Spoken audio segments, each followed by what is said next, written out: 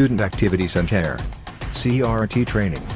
Flexible curriculum. KL, deemed to be university. Welcome to RTV. నేను మీ రవినాయక్. ప్రధానంగా మనతో పాటు ఉద్యమకారుడు, విద్యార్థి, ఉస్మానియాలో పేరుగాంచిన స్టూడెంట్, మాజీ చెన్నూరు ఎమ్మెల్యే బాల్క సుమన్ మనతో ఉన్నాడు. ఒకసారి మాట్లాడిద్దాం. ఏంటి ప్రస్తుతం ఇప్పటి గవర్నమెంట్ పరిస్థితి ఏంది, అప్పుడు వాళ్ళు చేసిన పని ఏంది, ఉద్యోగాల పరిస్థితి ఏంది, విద్యార్థుల పరిస్థితి ఏంది, ప్రస్తుత పరిస్థితి ఏ విధంగా ఉంది ఒకసారి తెలుసుకుందాం. అన్న నమస్తే. ఏందన్న చాలా రోజుల తర్వాత ఈ జిల్లాలో మళ్ళీ ఒక అట్లా గాలి లెక్కలు వచ్చేసి ఏదో చేసే ప్రయత్నం ఏంటి, అసలు ఏం చేయబోతున్నాం అంటే ఇవాళ రిపబ్లిక్ డే కాబట్టి జిల్లా పార్టీ ఆఫీస్లో మంచిర్యాలలో ఫ్లాగ్ హాస్టింగ్ చేసినాం. అదేవిధంగా మొన్నటి వరకు మాకు పార్లమెంట్ నియోజకవర్గాల వారికి సమీక్షలు జరిగినాయి తెలంగాణ భవన్లో.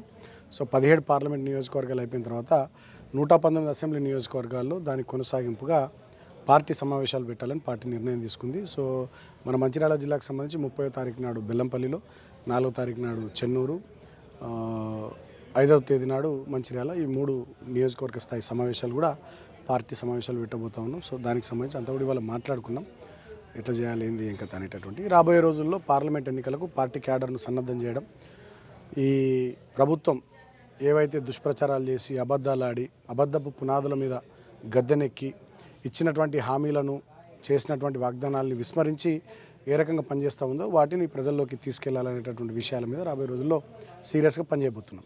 బీఆర్ఎస్ పార్టీని బొందబెడతాం అని ఇప్పుడున్న ముఖ్యమంత్రి చెప్పిన పరిస్థితి ఏంటి, దానికి ఎట్లా ఎదుర్కోబోతున్నాడు, ఎట్లా జరగబోతుంది, బీఆర్ఎస్ పార్టీ ఎట్లా రెస్పాండ్ కాబోతుంది? అంటే రేవంత్ రెడ్డి అనేటటువంటి వ్యక్తి ఇంకా ప్రతిపక్ష నాయకుడుగానే ఆయన మాట్లాడుతూ ఉన్నాడు తప్ప ఒక ముఖ్యమంత్రి అనేటటువంటి విషయాన్ని ఆయన మర్చిపోయిండు. ముఖ్యమంత్రి అనేటటువంటి విషయాన్ని మర్చిపోయి, ఆ పదవిని మర్చిపోయి, ఆ స్థాయిని మర్చిపోయి ఇష్టం వచ్చినట్టుగా గతంలో మాట్లాడినట్టుగా పిచ్చిగా మాట్లాడుతూ ఉన్నాడు. ప్రజలంతా కూడా గమనిస్తూ ఉన్నారు. కేవలం రేవంత్ రెడ్డే కాదు, వాళ్ళ మంత్రులు కూడా అట్లనే మాట్లాడుతూ ఉన్నారు. సో ప్రజలు అన్ని విషయాలు చూస్తూ ఉన్నారు. ఇవాళ రేవంత్ రెడ్డి మాట్లాడిన దానికన్నా ఎక్కువ గతంలో చంద్రబాబు నాయుడు కానీ, రాజశేఖర్ రెడ్డి కానీ, కిరణ్ కుమార్ రెడ్డి కానీ మాట్లాడారు. మా పార్టీని వాళ్ళు ఏం చేయలేకపోయినారు. ఎందుకంటే ఇది ప్రజల కోసం పుట్టిన పార్టీ, తెలంగాణ కోసం పుట్టిన పార్టీ, తెలంగాణను తెచ్చిన పార్టీ, తెచ్చిన తెలంగాణలో 10 సంవత్సరాలు బ్రహ్మాండంగా పనిచేసినటువంటి పార్టీ. సరే ఇవాళ దుష్ప్రచారాలు చేయడం ద్వారా, అబద్ధాలు చేయడం ద్వారా వాళ్ళు అధికారంలోకి రావచ్చు.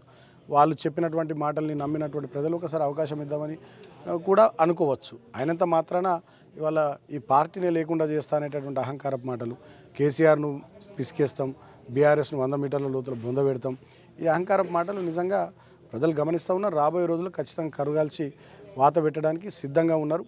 ఒక మాటలో చెప్పాలంటే ఇది ముమ్మాటికి కాంగ్రెస్ పార్టీ గెలుపు కాదు. బీఆర్ఎస్ అభివృద్ధి ఓడింది, కాంగ్రెస్ అబద్ధాలు గెలిచినాయి.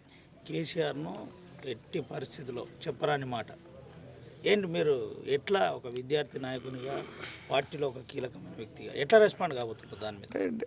ఇప్పుడు నేను అదే మాట అంటున్నా. ఇప్పుడు సుమతి శతకం గుర్తుకొస్తుంది మా అందరికీ. ఇవాళ కేటీఆర్ గారు కూడా ట్వీట్ చేశారు. కనకపు సింహాసనమున శునకము కూర్చుండబెట్టి దునరగ పట్టము గట్టిన వెనకటి గుణమేలమాను వినరా సుమతి అన్నట్టుగా అయిపోయింది. ఇవాళ ఆ ముఖ్యమంత్రి స్థాయిని దిగజారుస్తూ ఇష్టం వచ్చినట్టుగా మాట్లాడుతున్నాడు. నేను అదే మాట అంటున్నా. ఇవాళ కేసీఆర్ను విసికేస్తా, పార్టీని పొందబెడతా అంటే నేను ఆల్రెడీ ఘాటుగా ఇవాళ ప్రెస్ మీట్లో కూడా సమాధానం చెప్పిన. కేసీఆర్ వెంట్రుక కూడా నువ్వు వీకలేవు, నీతో నేను కూడా కాదు అని చెప్పి. ఇవాళ వాళ్ళు ఇచ్చినటువంటి 420 హామీలను నెరవేర్చే ప్రయత్నం చేయాలి, 6 గ్యారంటీలను నెరవేర్చే ప్రయత్నం చేయాలి. 100 రోజుల్లో అమలు చేస్తామన్నటువంటి ఆ పనులు చేసేటటువంటి ప్రయత్నాన్ని నిడిచిపెట్టి ఇంకా రెచ్చగొట్టే ధోరణితో పిచ్చిగా అహంకారంతో మాట్లాడితే ఖచ్చితంగా ప్రజలు రాబోయే పార్లమెంట్ ఎన్నికల్లో కానీ, తర్వాత జరగబోయేటటువంటి స్థానిక సంస్థల ఎన్నికల్లో కానీ ఖచ్చితంగా బుద్ధి చెప్తారు. అంటే వాళ్ళ అధికారంలోకి వచ్చిన తర్వాత కూడా ఇంకా అధికార పాత్రను మర్చిపోయి ప్రతిపక్ష పాత్రలోనే ఉన్నట్టుగా మాకు కనబడతా ఉంది తప్ప ఇంకోటి కాదు. ఇవాళ నేర్చుకోవాలైనా పద్ధతులు మార్చుకోవాలి. పరిపాలన చేసేటటువంటి క్రమంలో ప్రజలకు ఇచ్చినటువంటి మాటను నిలబెట్టుకునే ప్రయత్నం చేయాలి తప్ప అనవసరంగా ఇప్పటికే ప్రతిపక్షాల మీద, ప్రతిపక్ష స్థానంలో ఉండి ప్రజల కోసం పనిచేసే వ్యక్తుల మీద చిల్లరమల్లర విమర్శలు చేస్తే, చౌకబారు మాటలు మాట్లాడితే ప్రజలు అసహించుకుంటారు. దానివల్ల ఆయనకు వచ్చేది కూడా ఏం లేదు. రైతు బంధు డబ్బులు 7,000 కోట్లు ఒక కాంట్రాక్ట్ సంస్థకు పోయాయనే అనుమానాలు మాకున్నాయి.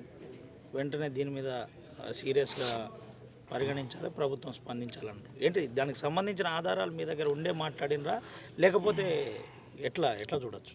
మేము ఎన్నికలు జరుగుతున్నటువంటి తరుణంలో ఆనాడు ఉన్నటువంటి ప్రభుత్వం రైతు బంధు డబ్బుల కోసం 7,700 కోట్లు ప్రభుత్వ ఖజానాలో ఉంచి రైతు బంధు డబ్బులు విడుదల చేసే క్రమంలో ఢిల్లీకి పోయి ఇదే కాంగ్రెస్ పార్టీ నాయకులు కంప్లైంట్ ఇచ్చి రైతుల ఖాతాల్లో రైతు బంధు డబ్బులు పడకుండా ఆపించారు. మరి ప్రభుత్వం మారిన తర్వాత 7,700 కోట్లు రైతుల ఖాతాల్లో డబ్బులు పడాలి కదా. యాసంగి సీజన్కు మా ప్రభుత్వం ఉండుంటే ఈపాటికి అందరి ఖాతాల్లో డబ్బులు పడేది. 60 లక్షల పైచిలకు మంది రైతుల కుటుంబాల ఖాతాలో డబ్బులు పడేది. ఇప్పటిదాకా పడకపోగా ఈ సీఎం ఉండి నిన్నేమంటాడు ఆయన, ఎట్టి పరిస్థితుల్లో ఫిబ్రవరి నెలాఖరు కల్లా మేము వేస్తామని చెప్పి అంటున్నాడు. మరి ఎటువైనా ఈ 7,700 కోట్లు ఇవాళ సోషల్ మీడియాలో వివిధ రకాల వార్తలు చక్కర్లు కొడుతూ ఉన్నాయి, మీడియాలో చక్కర్లు కొడుతూ ఉన్నాయి. రైతు బంధు పైసలు రైతుల ఖాతాల్లోకి కాకుండా revenue minister Ponguleti Srinivasareddy company Raghava constructions ఖాతాలకు పోయిన ఒకరు మాట్లాడుతున్నారు. వీళ్ళకి సంబంధించి గతంలో ఎన్నికలకు డబ్బులు ఇచ్చి వీళ్ళకి సాయం చేసినటువంటి కాంట్రాక్టర్ల ఖాతాల్లోకి పోయినాయని, రేపు ఢిల్లీలో పార్లమెంట్ ఎన్నికలు ఉన్నటువంటి తరుణంలో ఢిల్లీలో కేంద్ర పార్టీకి కూడా కొన్ని డబ్బులు పంపించాలి కాబట్టి కొందరు కాంట్రాక్టర్ల సంస్థల ఖాతాల్లో వేసిరు, రైతు బంధు డబ్బులు అటు మలిపినారని చెప్పి చాలా విషయాలు మరి సోషల్ మీడియాలో నడుస్తూ ఉన్నాయి, చర్చ నడుస్తుంది. నేనేమంటున్నా, దానికోసం ప్రభుత్వం అధికారికంగా ఇప్పటి వరకు ఎంతమంది రైతుల ఖాతాలో డబ్బులు వేసిర్రు, ఎన్ని ఎకరాల వరకు వేసిర్రు, ఎన్ని డబ్బులు అయిపోయినాయి, ఇంకెన్ని డబ్బులు మిగిలి ఉన్నాయి, ఆ వివరాలు చెప్పాల్సినటువంటి బాధ్యత ప్రభుత్వం మీద ఉంది. ప్రభుత్వం ఆ వివరాల్ని చెప్పకుండా దాచిపెడుతుందంటేనే, ఈ విషయంలో మాట్లాడతలేదంటేనే ఏదో గోల్మాల్ జరుగుతుందనేది అర్థమవుతా ఉంది. ఇక రైతు బంధు డబ్బులు రాలేవని చెప్పి కొడంగల్లో ఒక రైతు మాట్లాడితే ఆయన మీద కేసు పెట్టిస్తున్నారు రేవంత్ రెడ్డి. ఇక కోమటిరెడ్డి వెంకటరెడ్డి ఇంకా కొంతమంది మంత్రులు రైతు బంధు రాలేదంటే ఎవడన్నా అంటే చెప్తూనే కొడదామంటున్నారు. మీడియా వాళ్ళు రైతు బంధు పైసలు రాలేవంటే బట్టి విక్రమార్క డిప్యూటీ సీఎం ఖమ్మంలో మీడియా సంస్థల్ని జర్నలిస్టులను ఆయన హుంకరిస్తున్నాడు, బెదిరిస్తున్నాడు. కరీంనగర్లో పొన్నం ప్రభాకర్ గారు వారు బెదిరిస్తున్నారు. అంటే ఇప్పుడు రైతు బంధు డబ్బుల గురించి మాట్లాడు పాపం, ఇక రైతులను తిడుతున్నారు, జర్నలిస్టులను తిడుతున్నారు, నాయకులను తిడుతున్నారు. అంటే ఇవాళ మాట్లాడడం అడగడమే తప్పన్నట్టుగా ఇందిరమ్మ రాజ్యంలో ఈ గుంపు మేస్త్రి పరిపాలన కొనసాగుతూ ఉన్నది. సో ఇప్పటికైనా నేనేమంటున్నా అంటే, ఏదైతే మీరు హామీలు ఇచ్చినారో, ఏమైతే మీరు మాట చెప్పినారో వాటిని నెరవేర్చే ప్రయత్నం, నిలబెట్టుకునే ప్రయత్నం చేయాలి. 2 లక్షల రుణమాఫీ అన్నారు ఇందిరమ్మ రాజ్యంలో డిసెంబర్ 9 నుంచి. 2 లక్షల రుణమాఫీ రైతులకు కాలే, కానీ మా అమ్మాయిలను అయితే రాజేంద్ర నగర్లో అగ్రికల్చర్ యూనివర్సిటీ భూములు వేరేళ్ళకి ఇవ్వద్దన్నందుకు విద్యార్థులను ఎట్లా కొడుతున్నారు పోలీసులు మీరు చూస్తూ ఉన్నారు. సో ఇందిరమ్మ రాజ్యంలో ఆటో డ్రైవర్ల ఆత్మహత్యలు జరుగుతూ ఉన్నాయి, మహిళల మీద దాడులు జరుగుతూ ఉన్నాయి, రైతు బంధు పైసలు రైతుల ఖాతాల్లోకి రాకుండా వేరే కంపెనీల ఖాతాల్లోకి పోతూ ఉన్నాయి. ఒక్క పథకం కూడా అమలుకు నోచుకోకుండా ఇందిరమ్మ రాజ్యంలో కరెంటు కోతలు మొదలైనవి, తర్వాత ఎరువులు విత్తనాలకు ఇబ్బందులు మొదలైనవి, మంచినీళ్లకు మహిళలకు ఇబ్బందులు వస్తూ ఉన్నాయి, ఆటో డ్రైవర్లు ఆత్మహత్యలు చేసుకుంటున్నారు. ఇవాళ నాగార్జున సాగర్ ఎడమ కాలువ కింద క్రాప్ హాలిడే, కడెం కెనాల్ కింద క్రాప్ హాలిడే, ఇవాళ చెరువులు కూడా ఎండిపోయేటటువంటి పరిస్థితి, చెక్ డ్యామ్లలో నీళ్లు లేనటువంటి పరిస్థితి. మరి గుంపు మేస్త్రి పరిపాలన ఈ రకంగా కొనసాగితే ఏమిట్లకేం కాలే, 50 రోజులు కూడా కాలే, అయినప్పటికీ ఈ రకమైనటువంటి ప్రయత్నం కొనసాగుతుంది. 50 రోజులు కూడా కాలేదు, కావాల్సుకొని మాపై ఎల్ఈడీలతో స్క్రీన్లు పెట్టి మాపై దుష్ప్రచారం చేసే ప్రయత్నం చేస్తున్నారు, మమ్మల్ని బదనాం చేస్తున్నారు అంటున్నారు. ఏంటి అసలు దీనికి కారణం ఏంది? ఎందుకోసం మీరు అంటే వాస్తవానికి మేము చాలా రోజులు మాట్లాడొద్దు, ఆగుదామని చెప్పి అనుకున్నాం. కానీ వీళ్ళు చేస్తున్నటువంటి దుష్ప్రచారం, ఇప్పుడు అధికారంలోకి వచ్చిన తర్వాత వాళ్ళు ఎట్లా పని చేయాలి, వాళ్ళు ఇచ్చినటువంటి హామీలను ఎట్లా నెరవేర్చాలి, ప్రజలకు ఎట్లా చేరువాలని ఆ పనులు వదిలిపెట్టి పాలనను గాలికి వదిలేసి పేరుకేమో ప్రజాపాలన అని పేరు పెట్టి ఇవాళ మా మీద దుష్ప్రచారం, మేమేదో అప్పులు చేసినామని, అది చేసినామని. ఇవాళ 100 లక్షల కోట్ల అప్పు చేసిండు నరేంద్ర మోడీ భారతదేశంలో. ఇవాళ మేము గతంలో ఉన్నటువంటి సంస్కృతి సంప్రదాయం ఎఫ్ఆర్బిఎం లిమిట్కు లోబడే మేము అప్పులు చేసి ఆస్తులు సృష్టించినాం. ఇవాళ బ్రహ్మాండంగా పెద్ద ఎత్తున తెలంగాణకు మిషన్ భగీరథ ఒక ఆస్తి, పాలమూరు రంగారెడ్డి ఎత్తిపోతల పథకం ఒక ఆస్తి, కాళేశ్వరం ప్రాజెక్టు ఒక ఆస్తి, హైదరాబాద్ లాంటి విశ్వనగరంలో మేము నిర్మించిన ఫ్లైఓవర్లు, మెట్రో, ఇవన్నీ ఆస్తులు. సృష్టించినటువంటి ఆస్తులు 45,000 చెరువుల్ని మంచిగా చేసినాం. సృష్టించబడ్డటువంటి ఆస్తుల్ని వదిలిపెట్టి మేము ఏదో అప్పుల కుప్ప చేసినామని దుష్ప్రచారం చేస్తున్నారు. మరి ఇప్పుడు 5,000 కోట్ల పైచిలకు అప్పులు వీళ్ళు చేసిరు. 50 రోజుల్లో 5,000 కోట్ల పైచిలకు అప్పులు చేసిరని వార్తలు వస్తూ ఉన్నాయి. సో మరి వీళ్ళు ఎందుకు చేస్తున్నారు అప్పులు? కాబట్టి ఈ రకంగా మా మీద దుష్ప్రచారం చేస్తున్నప్పుడు దాన్ని తిప్పికొట్టడానికి మేము మాట్లాడాల్సి వస్తుంది. నెంబర్ 1. నెంబర్ 2, డెడ్ లైన్లు, డేట్లు మేము పెట్టడం కాదు, వాళ్ళే పెట్టారు. డిసెంబర్ 9 నుంచి ఇందిరమ్మ రాజ్యం స్టార్ట్ అవుతుంది. ఇందిరమ్మ రాజ్యంలో ఆడబిడ్డ పెళ్లికి ₹1,00,000 ఇచ్చి తులం బంగారం ఇస్తున్నారు, ఇస్తలేరు. సీఎం రిలీఫ్ ఫండ్ చెక్కులు 65,000 పెండింగ్ ఉన్నాయి, రిలీజ్ చేస్తలేరు. రైతు బంధు రూపాయి పర్లేదు రైతులకు. రుణమాఫీ 2 లక్షలు కాలేదు. 2 లక్షల ఉద్యోగాలు ఇస్తామన్నారు, మెగా డిఎస్ చేస్తామన్నారు, చేయలేదు. కాబట్టి ఇటువంటి చేయూత కింద మహిళలకు 4,000 రూపాయల పెన్షను, మహిళలకేమో అందరికి 4,000 రూపాయల పెన్షన్, పెద్దలకు 2,500 రూపాయలు మహిళలకు ఇస్తామన్నారు. అవి కాలే. 500 రూపాయల గ్యాస్ సిలిండర్ అన్నారు, ఇది కాలే. ఆయన మాత్రం మొత్తం డబ్బులు ఎక్కడెక్కడ దాచుకోవాలని చెప్పి దావోస్ పోయొచ్చిండు, స్విట్జర్లాండ్ పోయొచ్చిండు, లండన్, ఇంగ్లాండ్ మొత్తం తిరిగి అన్నీ సెట్ చేసుకొని చూసుకొని దుబాయ్ కూడా చూసుకొని మార్గ మధ్యంలో వచ్చిండు. సో ఇప్పుడు పార్లమెంట్ ఎన్నికల దాకా మామూలుగా ఉండి పార్లమెంట్ ఎన్నికలు కాగానే హైదరాబాద్లో ఉన్నటువంటి మొత్తం భూములు, హైదరాబాద్ చుట్టుపక్కల ఓఆర్ఆర్ చుట్టూ, RRR చుట్టూ ఎట్లెట్లా చేయాలి, ఏమేమి చేయాలని గుంపు మేస్త్రి తన గుంపులన్నింటి కూడా రెడీ చేసి పెట్టుకొని మొత్తం అంత అడ్డగోలుగా దోసుకొని తీసుకొని పోయి ఏ దేశాల్లో దాచుకోవాలో ఒక ట్రిప్ వేసుకొని వచ్చిండు. సో ఆయన సంపాదన మీద, ఆయన దోచుకునే దాని మీద, ఆయన దాచుకునే దాని మీద ఉన్న శ్రద్ధ వాళ్ళు చెప్పినటువంటి ఇందిరమ్మ రాజ్యంలోని ఈ పనులన్నిటి మీద ఎందుకు లేదనేది మా ప్రశ్న. ఇక అది కూడా మాట్లాడదంటే అసలు ఇవాళ మాకు ప్రజలు ఇచ్చిన పాత్ర ప్రతిపక్ష పాత్ర, గతంలో ఇచ్చింది అధికార పక్ష పాత్ర. అధికార పక్షంలో మాకు ఉండేటటువంటి పాత్ర ఏంది? పని చేయడం, అభివృద్ధి చేయడం, సంక్షేమం చేయడం. ప్రతిపక్షంలో ఉండే మా పాత్ర ఏంది? మాట్లాడడమే, అధికార పక్షానికి అన్ని విషయాలు గుర్తు చేయడమే, ప్రజల పక్షాన నిలబడి ప్రశ్నించడమే. మా పాత్ర మేము పోషిస్తే కూడా వీళ్ళు చూస్తలేరు, ఓర్చుకుంటలేరు అని చెప్పి మాట్లాడడం ఇది ఇక ఆడలేక మధ్యలో ఊడన్నట్టు తప్ప ఇంకోటి కాదు.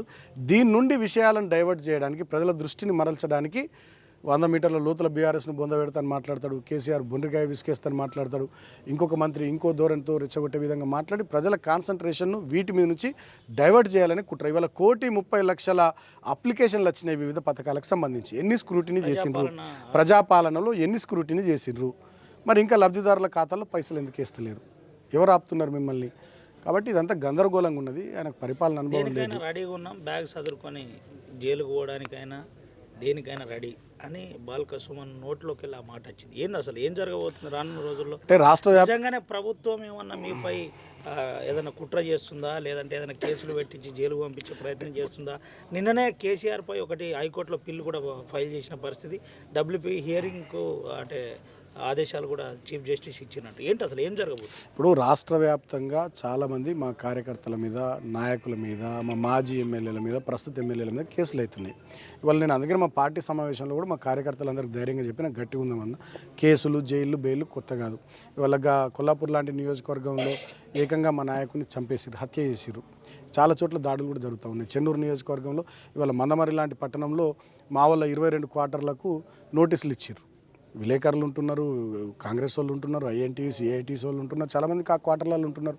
నేను కూడా 5 సంవత్సరాలు ఎమ్మెల్యే కూడా ఒక్కనాడు ఎవరిని డిస్టర్బ్ చేయాలి. వాళ్ళ మా వాళ్ళు 22 మంది లీడర్ల మా కార్యకర్తల క్వార్టర్లకు నోటీసులు ఇచ్చారు, ఖాళీ చేయాలని చెప్పి. అంటే కక్ష సాధింపు చర్యలకు పాల్పడుతున్నారు. అస్నాథ్లో ఒక మా కార్యకర్త ఇంటి మీద దాడి చేసినారు, వేరే చోట్ల బెదిరిస్తున్నారు. ఇట్లా రకరకాలుగా జరుగుతూ ఉన్నాయి. సో జిల్లాలో కూడా జరుగుతూ ఉన్నాయి, మంచిర్యాలలో, బెల్లంపల్లిలో, రాష్ట్రం అంతా జరుగుతూ ఉన్న క్రమంలో నేను మా కార్యకర్తలకు ఒకటి చెప్పిన, జైళ్ళు, బెయిళ్ళు, గొడవలు, కొట్లాటలు ఇవి మనకేం కొత్త కాదు. ఆల్రెడీ కార్ బ్యాగ్లో రెడీ ఉంది, కార్లో బ్యాగ్ రెడీ ఉంది. ఎప్పుడంటే అప్పుడు కేసులు అంటే కేసులు, జైలు అంటే జైలు, ఎన్ని రోజులు అంటే అన్ని రోజులు పోవడానికి మానసికంగా మనం సిద్ధమై ఉన్నాం. కానీ ప్రజల పక్షాన నిలబడు, మాట్లాడు ఎట్టి పరిస్థితులు విస్మరించాం. ఇవాళ ఇదే చెన్నూరు నియోజకవర్గంలో మన మీద గెలిచిన కాంగ్రెస్ అభ్యర్థి 45,000 ఉద్యోగాలు ఇస్తా అన్నాడు. ఎటువైనాయి? ఇవాళ 1,00,000 ఎకరాలకు నీళ్ళు ఇచ్చే చెన్నూరు ఎత్తిపోతల పథకం మనం తీసుకొచ్చి శంకుస్థాపన చేస్తే 1600 కోట్లతోని దాన్ని రద్దు చేస్తూ ఉన్నారు. డెఫినెట్గా రద్దు చేస్తూ ఉన్నారు. దాన్ని రద్దు చేస్తూ ఉన్నారు. రైతుల నోట్లు మట్టి కొడుతూ ఉన్నారు.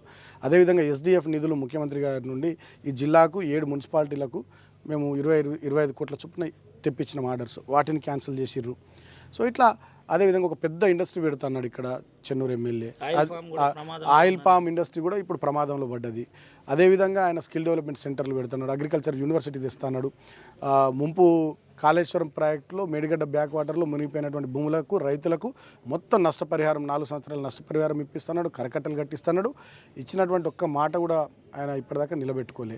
సో డెఫినెట్గా ఇవన్నీ కూడా మేము గుర్తు చేస్తాం, మాట్లాడతాం, చెప్తాం, ప్రజలకు వివరిస్తాం. చెన్నూరు కాన్స్టిట్యూన్సీలో దీనిపై మీ పాత్ర, పోరాట పాత్ర ఏ విధంగా ఉండబోతుంది ప్రజల తరఫున? డెఫినెట్గా రాష్ట్రం అంతా ప్రజల పక్షాన నిలబడతాం. మా జిల్లాలో, నియోజకవర్గంలో కూడా ప్రజల పక్షాన నిలబడతాం, మాట్లాడతాం.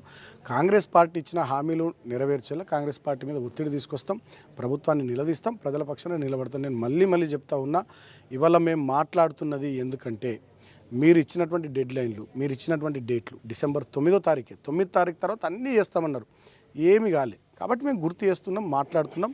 సో అదే కాకుండా గతంలో కూడా కాంగ్రెస్ పార్టీ 2014లో మేము అధికారంలోకి వచ్చిన వెంటనే మా మీద కరెంటు విషయంలో దాడి చేసింది.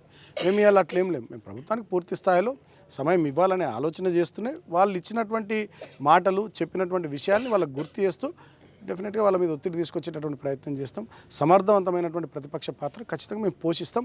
అది మా బాధ్యత. ప్రజలు మాకు ఇచ్చిందే ప్రతిపక్ష పాత్ర పోషించుండని ఈ అవకాశం. ఈసారి బాల్క సుమన్ పెద్దపల్లి ఎంపీగా సీరియస్గా కసరత్తు చేస్తున్నారు. ఇంటర్నల్గా సమావేశాలు కూడా నడుస్తున్నాయంట. నిజమా ఈసారి పెద్దపల్లి ఎంపీగా మళ్ళీ బాల్క సుమన్ రాబోతుందా? నేను పోటీలో లేను, పోటీలో బాల్క సుమన్ ఉంటలేడు.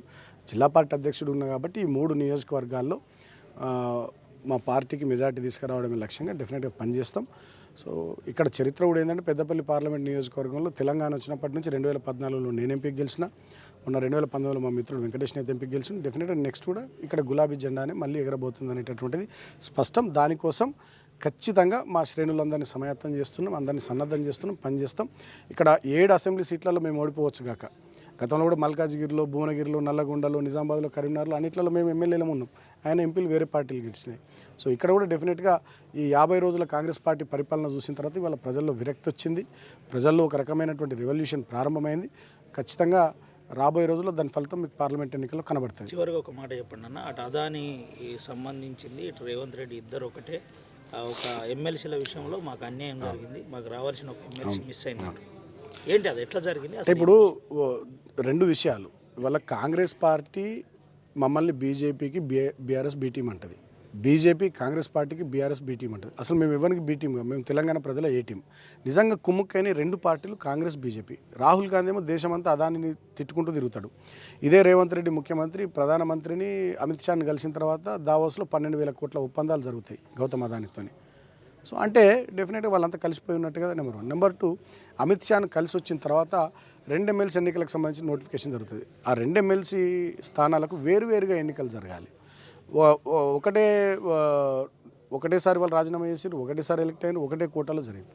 సో రెండిటికి నోటిఫికేషన్లు వేరుగా ఉండాలి. రెండిటికి ఎలక్షన్ కూడా గతంలో ఏ పద్ధతి ప్రకారం జరిగిందో ఆ పద్ధతి ప్రకారం జరిగితే మాకు డెఫినెట్గా ఎమ్మెల్సీ వచ్చే అవకాశం ఉండే. దాన్ని పోగొట్టడానికి ఏం చేశారు వీళ్ళు, ఒక ఎమ్మెల్సీకి